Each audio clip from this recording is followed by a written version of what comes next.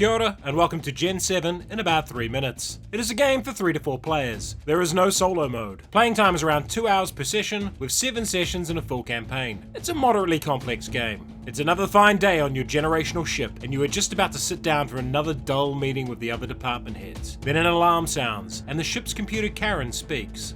Warning, oxygen containment in the habitat ring is failing. 5 minutes until total depressurization. Supplemental, the vending machines in the rec room are currently offline. You spring into action and grab your tools. Those vending machines are your responsibility to maintain, and you won't let the crew down. Each game will be a different mission with its own setup and goals. The decisions you make in each mission will determine how your story unfolds. You will also get points for completing tasks. The more points you get, the more stars you gain to spend on skills. Cooperative, everyone is working together to make the ship function. Competitive, but only one person can be the top officer. Dice and worker placement. Dice represent your crew, and you place them on the board to take actions. Narrative. This game has a huge amount of story content. Player turn. Each player will be in charge of one of 4 divisions on the ship. Each barracks has a place to store the components you need for ship tasks, a place for your crew. There are 2 slots for schemers, which are ongoing bonuses your barracks have. There are many things to work towards in this game, starting with the current mission's plot. You will also have a barracks goal and 2 private goals to complete. There are also operations tasks to complete for points, and while that's all happening, the ship also has maintenance tasks.